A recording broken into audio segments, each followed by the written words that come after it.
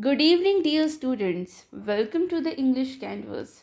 Today we continue with In Memoriam AHH by Alfred Lord Tennyson, picking up from section 6 onwards. In our previous session, we discussed prologue and sections 1 to 5 in great detail, exploring the depth of grief, philosophical reflection, and the poet's emotional conflict. This beautiful elegy not only mourns the death of Tennyson's closest friend, Arthur Henry Hallam, but also unfolds the universal experience of loss, faith, and healing. So, before we begin, don't forget to like, share, and subscribe to the channel if you find these lessons helpful. So, your support motivates me to keep creating thoughtful and student friendly content. So, let's begin. So, the sixth section is one writes that other friends remain. The that loss is common to the race, and common is the commonplace, and vacant shaft well meant for grain. So race refers to human race, the mankind, and the loss is common. The loss is common to the race. It means everyone suffers loss. So someone tries to comfort the speaker by writing that he still has other friends. तो किसी ने उसको ये लिखा है कि तुम्हारे एक ही दोस्त गया है, तुम्हारे बाकी दोस्त तो अभी भी हैं, right? So the loss is common experience for all human being, क्योंकि हर किसी का कोई ना कोई उसको छोड़ के जाता ही एक दिन. And this is a typical attempt at consolation to generalize grief and make it feel more acceptable, right? So the tone is slightly sarcastic here, emotionally resistant to this consolation. ठीक है. So and common in the commonplace, the vacant chaff, well meant for grain. So here poet criticizes such consolatory remarks as commonplace, too ordinary, and lacking real comfort. He compares the vacant chaff, which is the husk of grain, hollow, inedible, and useless, but offered if it were the grain something nourishing. Right? So he's saying, you mean well, but what you are offering me is emotionally empty. Right? So commonplace is overused idea. It refers to the overused ideas. Vacant का मतलब होता है यहाँ पर empty और meaningless. So ये वाला जो टोन, ये दो लाइंस का जो टोन था वो काफ़ी इमोशनली रेजिस्टेंट था, स्लाइटली सरकास्टिक था ये. और जो ये बाकी दो लाइंस है इस पैसेज में, इसका टोन थोड़ा सा बिटर था, डिसइल्यूजन था. The next passage, that loss is common would not make. So he argues, Tennyson argues that knowing grief is universal doesn't make his own loss less painful, my own less bitter, rather more. So in fact, it makes his grief feel worse because suffering is so widespread and it feels even more tragic. Too common, never mourning war. So here he laments how too common grief is. Every day someone somewhere loses a loved one, right? To evening, but some heart did break. So here the speaker reflects bitterly, loss is too common. It's not a comfort. It only makes his grief worse. He observes that every single day some heart breaks. Somewhere someone is always suffering. This gives him a sense of universal tragedy, not relief. So the tone is despairing and universalizing grief here. The third stanza, O Father, wheresoever thou be, who pledgest now thy gallant son, O a short ere half thy drought be done, heart stilled the life that beat from thee. So here the speaker imagines a father joyfully toasting, or we can say pledging, to his brave son, perhaps at a celebration or in a hope. But before uh, before he can even finish his drink, this half thy draught be done, it means the son is dead. जो उसका बेटा है वो मर जाता है, likely killed in a battle of war.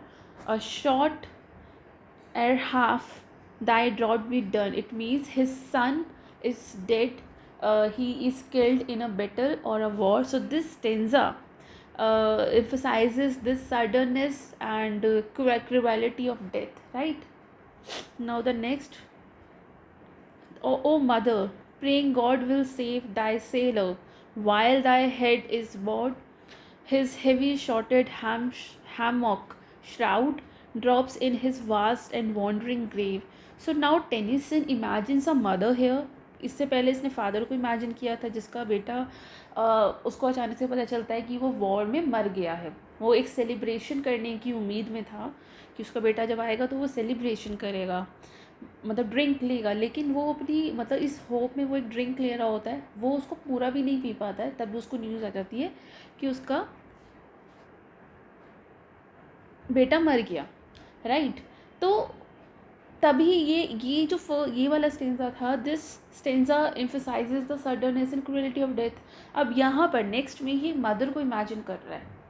Tennyson now imagines a mother praying for her sailor son safety, कि उसका जो बेटा है वो सेलर है, नेवी में है. So she is praying for her son safety as she bows her head in prayer unaware the son's body is being lowered into the sea. जैसे ही उसको उसकी मतलब प्रे कंप्लीट भी नहीं हो पाई है, उससे पहले ही उसको पता भी नहीं है, मतलब दूसरी तरफ क्या हो रहा है, सन की जो बॉडी है वो मतलब क्या बोलते हैं इसको, son's body is being lowered into the sea and his final word is wandering grave. So the phrase hammock shroud refers to a traditional way of wrapping sailors in their hammocks before burial at sea. मतलब जो mother है वो pray कर रही है अपने बेटे की सेफ्टी के लिए, और दूसरी तरफ उसके बेटे की बरियल जो मतलब वो भी वहाँ पर मर गया है सडनली, और वहाँ पर रिचुअल्स चल रहे हैं, ट्रेडिशनल वे में रैप किया जा रहा है सेलर को before the burial at sea. मतलब वहाँ पर उसको बरी करेंगे ना, सी में ही बरी करेंगे, उसका फ्यूनरल सी पर ही कर देंगे.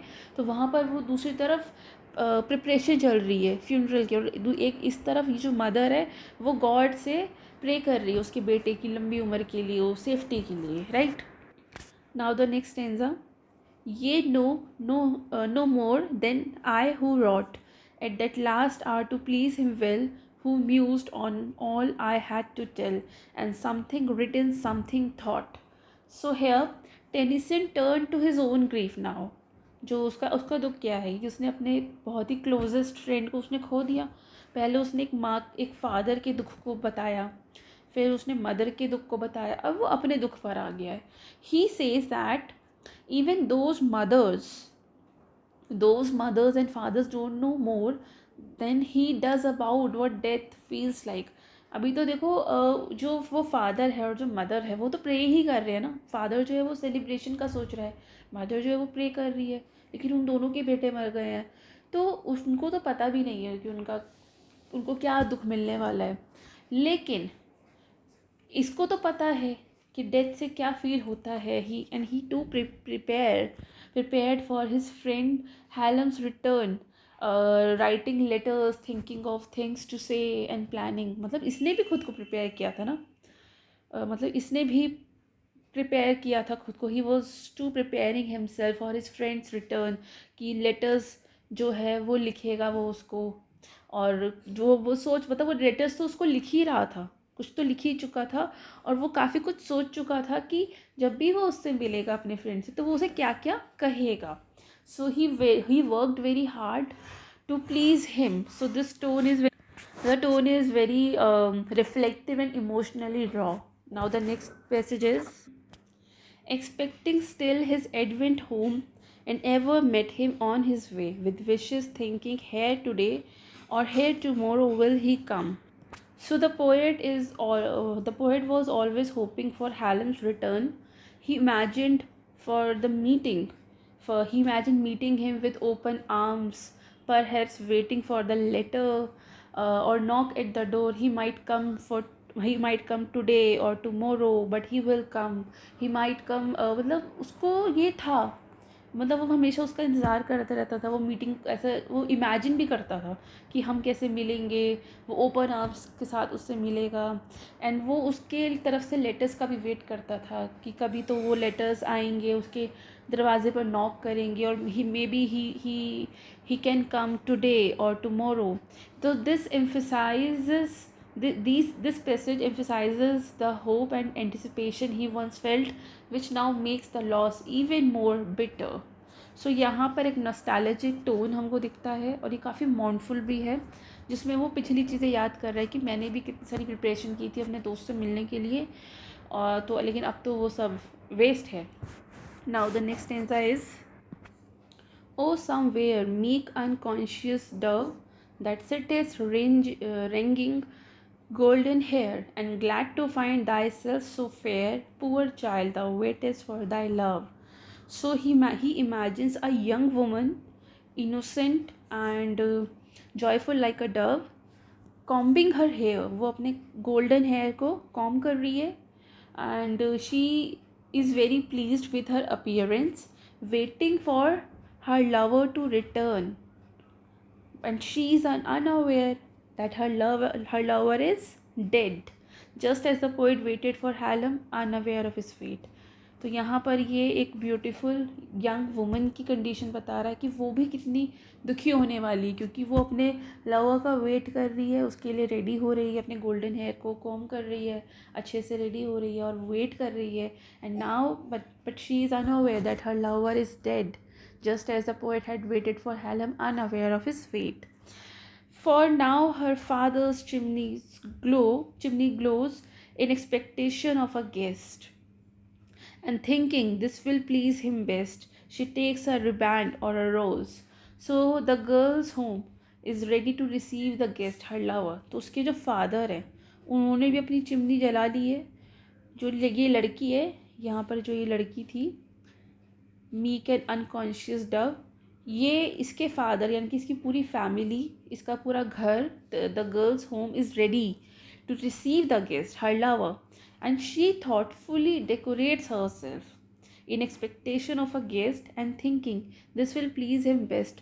तो she thoughtfully decorates herself with ribbon, riband means ribbon होता है, एंड और she decorates herself with ribbons and rose, imagining in that it would please him. वो ऐसा सोच रही है रेडी होते हुए कि हाँ ये ऐसे मैं सजूंगी, ऐसे मैं घर को सजाऊंगी, इसके फादर भी चिमनी को जलाकर बैठे हैं, कि ये चीज़ें उसके लवर को पसंद आएगी.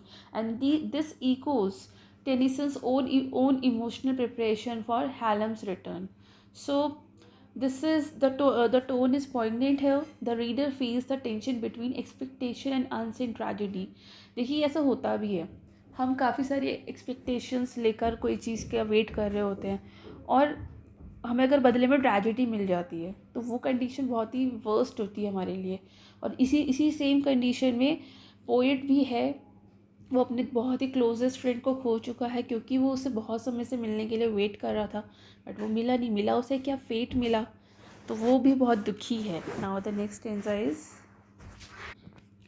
for he will see them on tonight, and with the thought her color burns, and having left the glass she turns once more to set her ringlet right.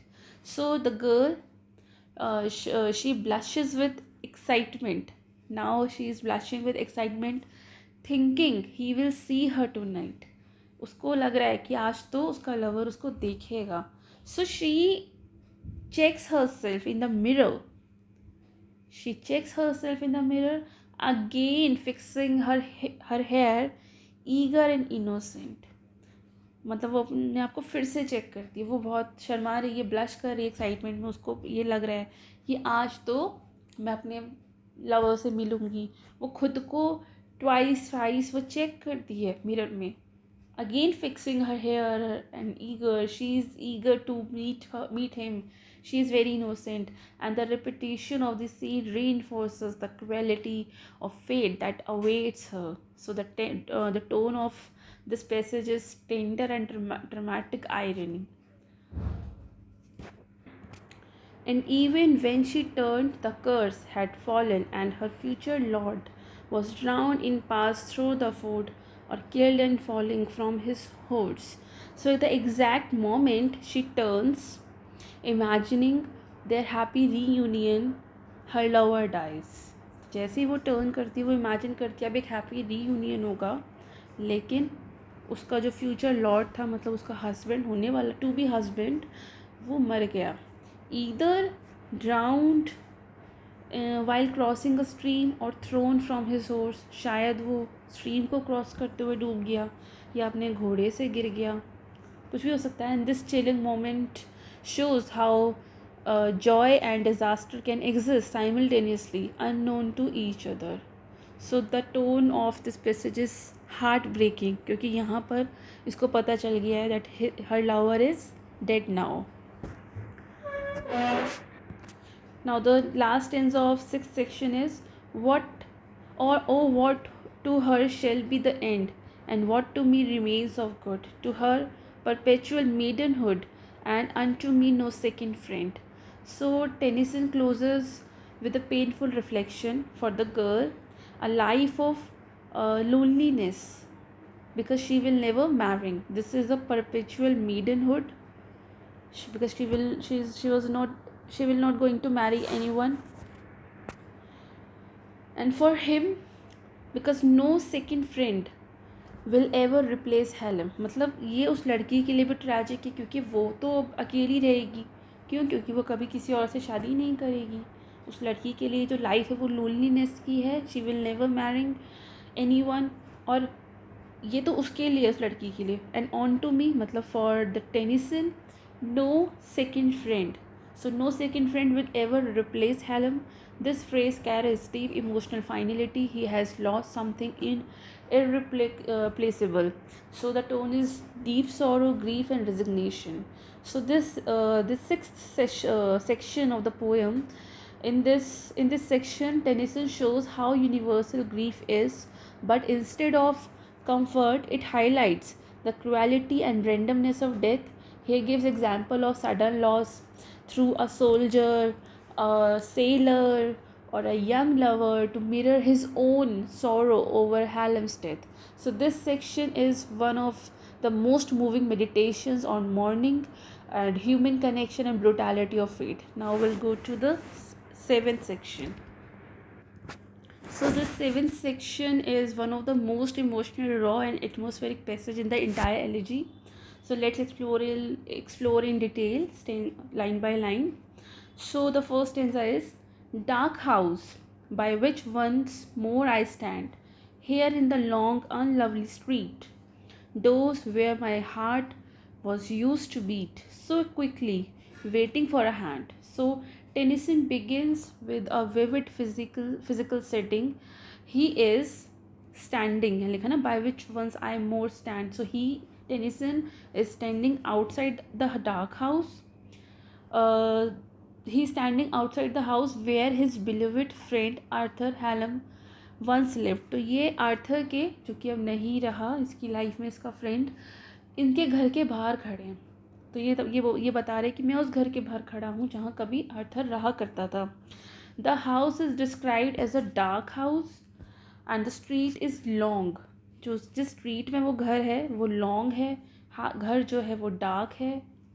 So this language conveys gloom, emptiness, and emotionally desolation. And the third line brings in personal memory. His heart used to beat fast, full of eagerness and joy, and as he waited for Hallam's hand, meaning a warmth of friendship, and handshake, or even just door opening to welcome him in, right?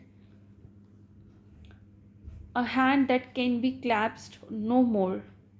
Behold me, for I can't sleep, and like a guilty thing I creep at earliest morning to the door.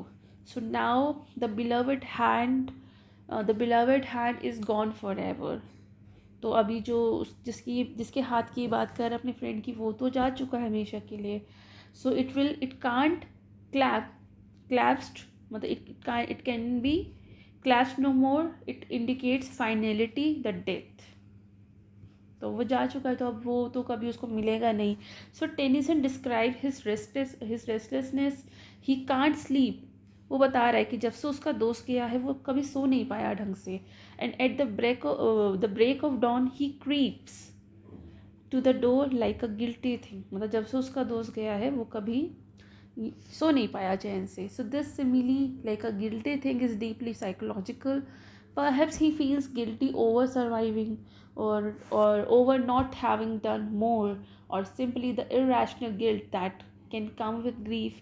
So the phrase is like a guilt thing creep in sorry and like a guilt thing I creep. This phrase echoes Shakespeare's Hamlet. Shakespeare का एक tragedy है Hamlet, आपने पढ़ा होगा या आप आगे चलकर पढ़ेंगे इसको. ये वहाँ का रेफरेंस है. And like a guilty that thing I creep.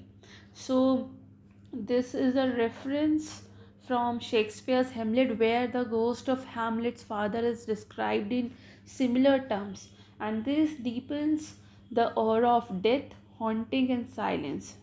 Right? He is not here but far away. The noise of life begins again, and ghastly through the drizzling rain on the bald street breaks the blank day. So, the cold truth is stated here, he is not here.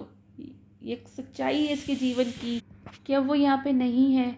Hallam is dead and nothing in this place will bring him back. Outside the life resumes as usual. बाकी तो पूरी दुनिया वैसे ही चल रही जैसे थी. People starts their daily routine. बाकी सब तो वैसे ही चल रहे हैं जैसे थे. But to the poet this feels mocking. Through the grey through the grey rain the day breaks, right? The day breaks, but instead of hope it's a blank day. On the bald street, which is lifeless, stripped of meaning. So the entire atmosphere is monochrome, wet, ghostly, mirroring Tennyson's internal emotional landscape, which are full of numbness, isolation, and grief.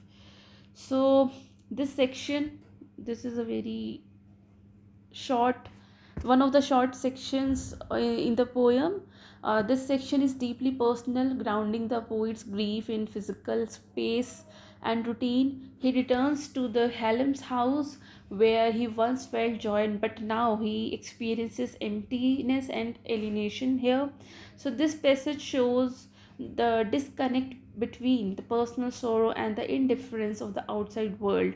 It also illustrates how memory transforms places. What was once familiar becomes unbearable after loss, right? Now the eighth stanza is: a happy lover who has come to look on her that loves him well, who lights and rings the gateway bell, and learns her gone and far from home. So this stanza uses a powerful metaphor. Tennyson compares his emotional state to a lover who arrives full of excitement, ready to meet his beloved, only to learn that she is no longer there. So a happy lover is someone filled with joy and anticipation. And this light and rings the gateway bell. This phrase refers, this is symbolic of arriving with enthusiasm, readiness to be welcomed, and learns her gone. It means like the poet discovering the absence of. So, just like the lover, Tennyson too faces the emotional shock and absence despite his hopes, right? He saddens all the magic light dies off at once from bower and hall, and all the place is dark and all the chambers emptied of delight. So Tennyson here speaks of a man who is suddenly overwhelmed with the sorrow, causing the joy and beauty around him to vanish. Magic light, एक second. Yeah, the magic light dies off. This phrase symbolizes the loss of emotional brightness, suggesting the grief casts darkness on all surroundings. Bower and The hall, it represents familiar or cherished places that once held joy, now emptied of delight. It means these places feel hollow due to the absence of the loved one Helen. तो Tennyson को अपने दोस्त के ना होने की वजह से, उसकी एब्सेंस होने की वजह से, ये जो सुंदर जगहें थी जो कभी उसे बहुत अच्छी लगती थी, इमोशनली ब्राइट लगती थी, अब उसको होलो लग रही है. It's emptied of delight. It means this places feel hollow due to the absence of his beloved, his friend, right? So the next stanza is, so find I every pleasant spot in which we two were wont to meet, the field, the chamber, and the street, for all is dark where thou art not. So the poet relates that previous image to his personal life. जब उसका दोस्त उसके साथ था, every spot once shared with Hallam now feels joyless. तो जब वो लोग साथ में थे तब वो ये जगह बहुत ही जॉयफुल लगती थी उसको, बहुत चेयरफुल लगती थी, अच्छी लगती थी. लेकिन अब जब उसका दोस्त नहीं रहा तो ये सभी जगह, the field, the chamber, the street, हर एक जगह उसको अब जॉयलेस लगती है. जो ये प्लीजेंट स्पॉट था वो क्यों था, ये जो प्लीजेंट स्पॉट था वो क्यों था? Because it's emotional charge memories. So जहाँ पर ये हमेशा मिला करते थे वो जगह पहले बहुत अच्छी थी लेकिन अब उसको बहुत ही बेकार लगती है. For all is dark where thou art not. So the phrase re emphasizes how deeply Tennyson's world has changed in Hallam's absence. So this is a profound way of expressing how grief transforms space and even places once filled with joy, right? Now the next stanza is, yet as that others wandering there in those deserted walks may find a flower beaked with rain and wind, which once she fostered up with care. So Tennyson returns to the earlier metaphor of a heartbroken lover. She wanders, the heartbroken lovers wanders in places, in those deserted walks they once shared, and may still find a flower bettered by the elements symbolic of faint traces of love or beauty and amidst desolation. So that flower, though damaged, is a remnant of what once was, right? Now the next is, so sees it in my deep regret, O my forsaken heart, with thee, and with poor flower of poesy, which little cared for fades not yet. So Tennyson compares the flower found by the lover, to his own poetry, once neglected but now infused with meaning through grief. So the poor flower of poesy, it means his poetry, fragile and simple, fades not yet. It means even in sorrow his poetry endures. So the tone is quite here, reflective and tender. But since it pleased a vanished eye, I go to plant it on his tomb, that if it cannot there may bloom, or dying there at least may die. So the vanished eye refers to Arthur Hallam, who once appreciated the poet works. मतलब आर्थर जब जिंदा थे तो वो obviously अपने दोस्त की लिखी पोएम को, पोइट्री को वो अप्रिशिएट करते थे. So Tennyson decide to dedicate his poetry to Helen's memory, his tomb, by metaphorically planting at it as his tomb. Whether it thrives or perishes, it will remain devoted to his friend's honor. So through this passage um, we can assume that Tennyson acknowledges that his writing may or may not endure, but it must now serve the memory of love and loss. So in this 8th section, Tennyson blends metaphor, memory, and mourning to describe how grief changes perception. Places of joy now feels empty. Then poetry, once casual, is now sacred. He chooses to let his poetic gift honor his lost friend. Right now, the next stanza. Now the ninth section is, fair ship that from the Italian shore sailest the placid ocean plains, with my lost Arthur's loved remains, spread thy full wings and waft him over. So Tennyson addresses the ship that is carrying Arthur Hallam's body back from Italy to England. The fair ship, so it personified with beauty and grace, honored for its sacred cargo. Placid ocean plains, it's a reference to the calm sea symbol, which symbolizes the dignity of mourning. Waft him over, it means the ship is asked to gently carry Hallam's remains across the sea. So here the poet addresses the ship directly because उस ship में कौन है, उसका दोस्त है जिसके remains को Italian Italian show से इंग्लैंड में लेके आया जा रहा था, तो इसी वजह से वो शिप उसके लिए बहुत ही इम्पोर्टेंट है और वो उसको एड्रेस कर रहा है, उसको तारीफ़ कर रहा है उसकी. So draw him home to those that mourn in vain a favourable speed. Ruffle thy mirrored mast and lead through prosperous floods in his holy urn. So, so draw him home. It means the ship bring the ship brings Arthur back to his grieving family and friends. Mourn in vain का मतलब है because no morning can bring him back to life. तो हम कितना भी mourn कर ले लेकिन वो सब वेन में जाएगा, क्योंकि ऐसे रोने से, दुख मनाने से वो तो आर्थर तो वापस नहीं आ जाएगा. Favourable speed, it means the poet wishes that ship a safe Swift journey.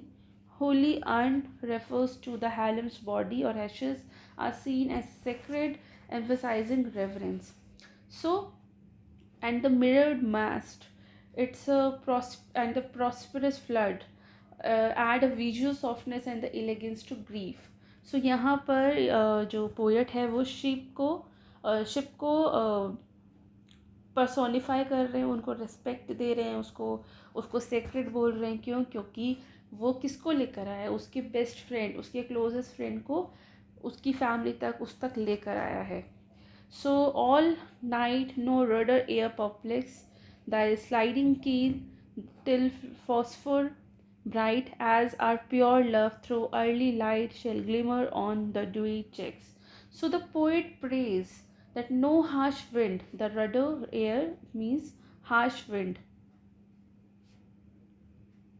no harsh wind disturb the ship through the night. कि मतलब कोई भी harsh wind उस ship को पूरी रात डिस्टर्ब नहीं करे जब वो अपने जर्नी में होगी. दाई स्लाइडिंग कील, इसका मतलब है the bottom part of the ship glide smoothly and till the phosphorus till the morning star the planet Venus. The planet Venus, a classical image of hope and light. So the star will shine as our pure love, showing how deeply Tennyson cherished Arthur. So this stanza mixes natural imagery with emotional sincerity, asking for peaceful passage as a reflection of Tennyson's deep and undying love. Right? Now the next stanza is: spare all your light around above, sleep, gentle heavens before the prow, sleep, gentle winds, as he sleeps now, my friend, the brother of my love. So Tennyson evokes the star and winds to be calm and gentle. Sleep, gentle heavens. Here he asks the skies to remain still as a symbolic echo of Arthur's eternal sleep. So the winds and heavens are personified here, showing the deep connection between grief and nature. And my friend, the brother of my love. ये phrase Arthur के लिए है, that Hallam is not just a friend but as dear as family for the poet, right? My Arthur, whom I shall not see till all my widowed race be run, dear as the mother to the son, more than my brothers are to me. So Tennyson accepts that he will not see Arthur again until death. मतलब अपनी पूरी life में तो उसे वो कभी नहीं देख पाएगा, जब वो खुद मर जाएगा और हेवन में कि वो भी जब जाएगा तो हो सकता तो भाई वो आर्थर से मिलेगा, लेकिन अपनी पूरी लाइफ में तो वो कभी नहीं देख सकता. तो यहाँ पर ये सच्चाई को टेनिसन एक्सेप्ट करते हैं. ठीक है. So this is a symbol of the loneliness and emotional desolation after Arthur's loss. Dear as the mother to the son, it means their bond is the bond between uh, Arthur and the poet is beyond friendship, maternal in depth, foundational to his soul, more than my brothers are to me. It means Arthur held a unique and unmatch place in his life. वो अपनी family से भी ज़्यादा, अपनी mother से, अपने brothers से भी ज़्यादा, अपनी पूरी फैमिली से भी ज़्यादा किसको इम्पोर्टेंस देते हैं? अपने फ्रेंड आर्थर को. So section 9 is a grief stricken hymn to the ship that carry Hallam home. Tennyson evokes nature to be kind during the passage and pours out his sorrow, love, reverence for his lost friend. The loss is not just personal, it feels like a cosmic event, needing the winds, stars, and seas to the mourn with him. Right? Now, the 10th section is I hear the nose about thy keel. I hear the bell struck in the night. I see the cabin window bright. I see the sailor at the wheel. So here the speaker imagines the ship carrying Arthur as it travels through the night, right? Noise about thy keel, it means the sound of the ship's movement through water. Bell struck in the night refers to the ship's timekeeping bell, creating a somber and quiet nighttime setting. Cabin, I see the cabin window bright. It means there is a glimpse of left inside the life. Oh, sorry, there is a glimpse of life inside the ship, contrasting with the grief of death. I see the sailor at the wheel. So the voyage is underway, lives move on, even amid sorrow. So this passage uh, imagines the visual and auditory details which create a vivid scene aboard the ship, right? Thou bringest the sailor to his wife, and travelled men from foreign lands, and letters unto trembling hands, and thy dark freight, a vanished life. So the ship is seen bringing joy and reunion to others. मतलब उस ship में families आ रही हैं, लोगों के family members आ रहे हैं. मतलब वो शिप ऑल्दो वो एक उसके फ्रेंड को लेकर आ रही है उनके पास, के साथ में कुछ लोगों के लिए तो वो रीयूनियन करा का सिंबल है, जॉय लेकर आ रही है. जो शिप जो है ना, the ship is seen bringing joy and reunion to others, sailors to the families, letters to the waiting hands. मतलब उस शिप में आर्थर के साथ साथ और भी लोग हैं, जैसे सेलर्स हैं जो अब शोर पे आने के बाद अपनी फैमिली से मिलेंगे. उस शिप में कई सारे लेटर्स हैं जो अपने वेटिंग हैंड्स से मिलेंगे. But Tennyson's own freight, his own fate is tragic, a vanished life. It means Arthur's dead body. Tennyson के लिए तो वो ट्रैजिक है ही, क्योंकि उस वो जो शिप है वो उसके लिए एक वैनिश्ड लाइफ लेकर आ रही है, आर्थर की डेड बॉडी लेकर आ रही है. The die dark freight, it means literal and metaphorical. The ship carries not just the cargo but the death. So while other rejoices, the poet mourns. This is a deeply personal pain amid communal joy. So this, now the next stanza is, so bring him we have ideal dreams, this look of quiet flatters thus. Our home-bred fences owe to us the fool of habit, sweeter seems. The speaker questions their tendency to romanticize the return of Arthur's body. Ideal dreams, it means the false comfort or illusion. Look of quiet, it means the calm sea, peaceful return which deceives them into feeling soothed. Home, our home-bred fences, it means the ideas formed by those who live safely on land, far from the sea's danger. And the fools of habit, it's about people prefer comforting rituals like burying over harsh reality, right? To rest beneath the clover sword that takes the sunshine and the rains, or where the kneeling hamlet drains the chalice of the grapes of good. So the speaker expresses a preference of burial on land कि यहाँ पर तो उसकी preference है Tennyson की कि जो हमारा फ्यूनरल होना चाहिए वो लैंड पर होना चाहिए. The clover sort it means the earth covered in grass and flowers symbolizing a peaceful nature, natural resting place. Sunshine and the rain that takes the sunshine and the rain. So nature lovingly attends the grave. सी में तो सिर्फ पानी है, कैसे वो attend करेगा किसी भी ग्रेव को? लविंगली तो नहीं कर सकता ना. अगर हम सी में किसी का फ्यूनरल कर भी दे तो क्या है, जो एक्वेटिक एनिमल्स उस डेड बॉडी को खा जाएंगे, और वो तो बॉडी तो बह के कहीं भी जा सकती है. लेकिन जो ग्रेव में हम डेड बॉडी को जब बरी करते हैं, ऑल्दो वो वहाँ पर भी उसका डीके होना होता है, लेकिन वो एक पर्टिकुलर एक जगह रहती है कि हम ये मतलब आइडेंटिफाई कर सकते हैं कि हमने अपने बिलोवेड को यहाँ पे बरी किया, यहाँ पे उसका फ्यूनरल हुआ था, एक पर्टिकुलर जगह पे हुआ था. So earth covered in grass and flowers and it symbolises a peaceful and natural resting place. So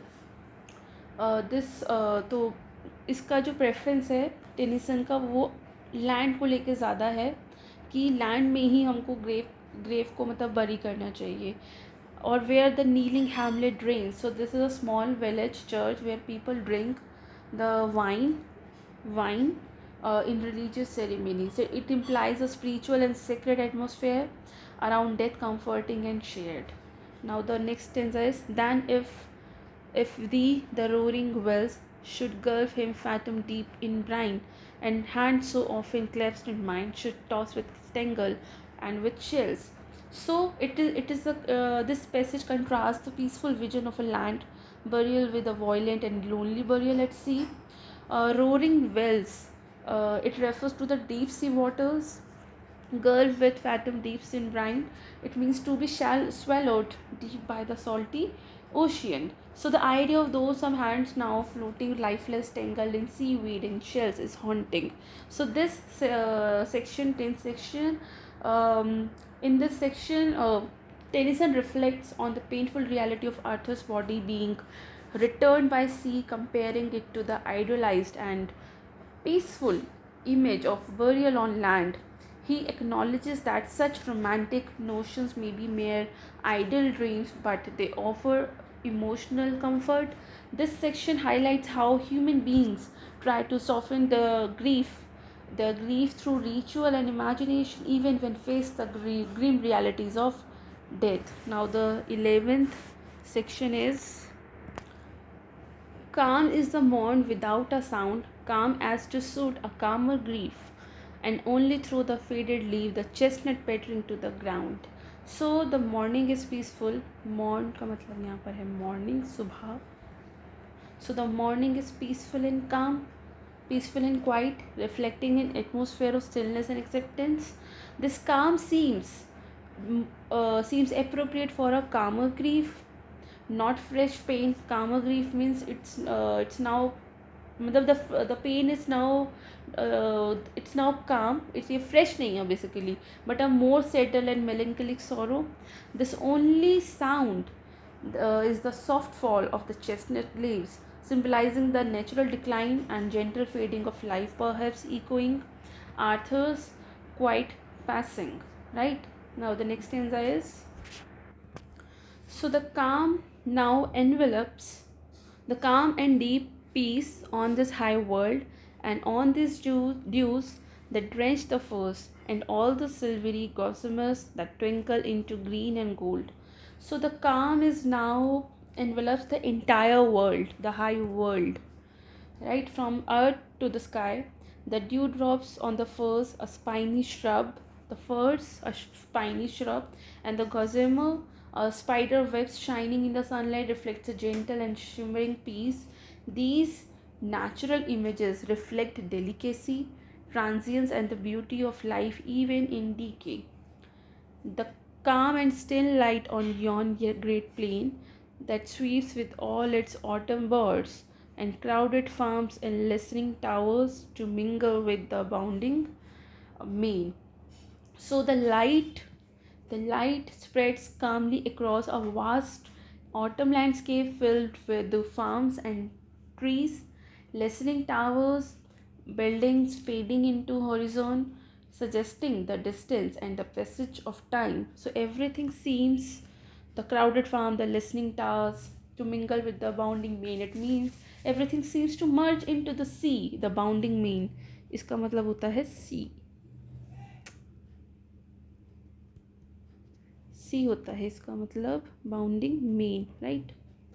So everything seems to be merged into the sea, echoing the idea that all things ultimately return to nature, perhaps as Arthur has.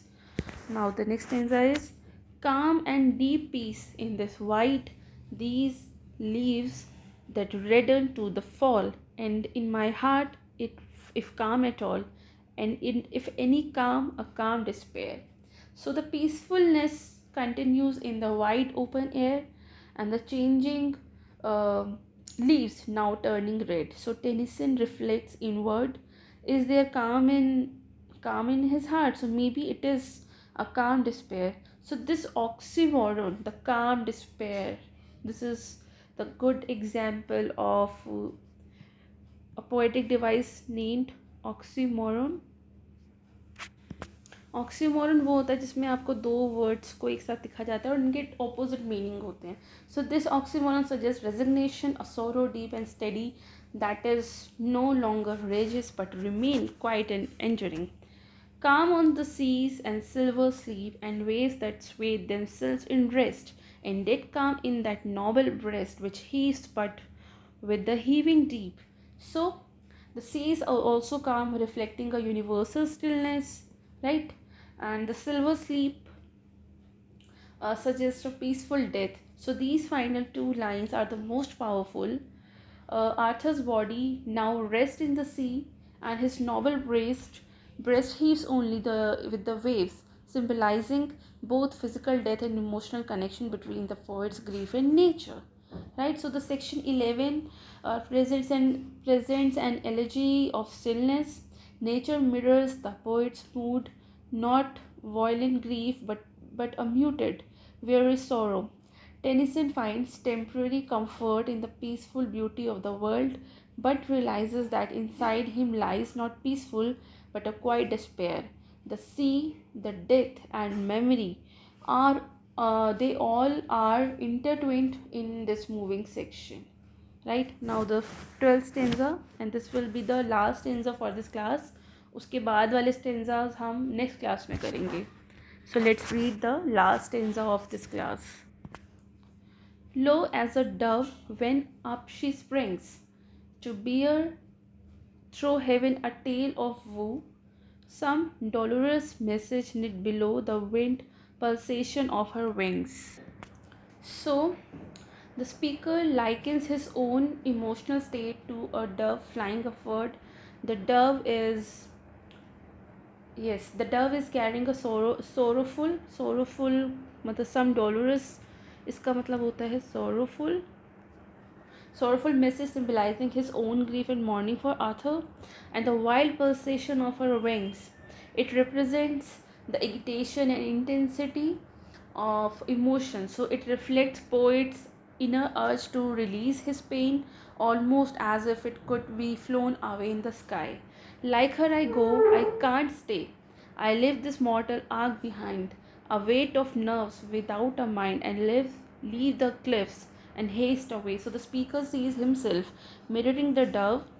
He is compelled to leave his grounded self, this mortal ark, his physical body. इसका मतलब है physical body. His body becomes just a numb shell, a weight of nerves without a mind. So it means he mentally escapes the physical world, symbolizing the leaving the cliffs and flies off the emotionally and spiritually seeking Arthur. Over ocean mirrors rounded large and reach the glow of southern skies, and see the sails at distance rise and linger weeping on the march. So the speaker imagines himself flying over vast ocean.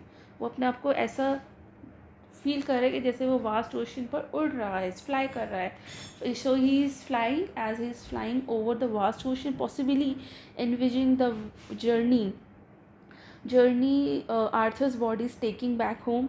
He reaches the sunny southern skies that is Italy or somewhere, Arthur died, and sees sailing ships in the distance. So he is overcome by his grief and weeps at the edge, at the marge. बहुत रो रहा है वो, at the marge, at the edge of the sea, perhaps symbolically mourning on the coast where Arthur's body may arrive, and saying, comes he thus, and my friend, is this the end of all my care? And circle mourning in the air. Is this the end? Is this the end? So the speaker is filled with anguish and disbelief. He questions, यहाँ पर भी question पूछा है, यहाँ पर भी question पूछा है, एक दो तीन जगह क्वेश्चन पूछा है. So he questions whether this is truly how Arthur returns, lifeless despite all his love and care. So the repetition of is this the end, is this the end, reflects the poet's emotional torment and inability to accept finality, right? And forward dart again, play about the pro, and back return to where his body sits, and learn that I have been an hour away. So the dove symbolizing the soul and grief-stricken mind, continues to the ship's prow expressing longing and unrest. Then it returns to the body, the physical self, and realizes that it has been lost in thought for an hour, right? And this stanza blends the physical imagery and psychological experience, illustrating how grief consumes time and detached one more reality.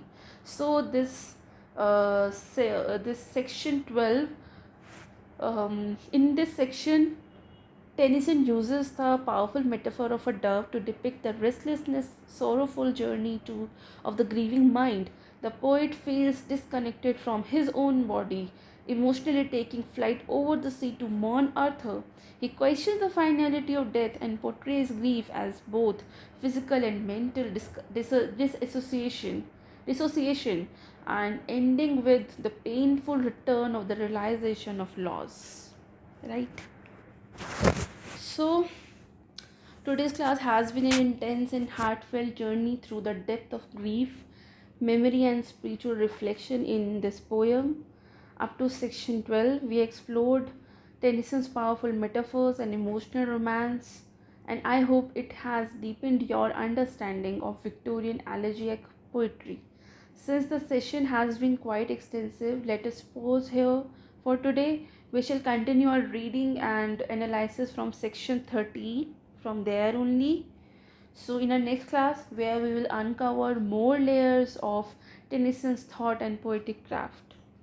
And if you found this session insightful, do like, share, and subscribe to the channel so you never miss a lesson in our journey through English literature.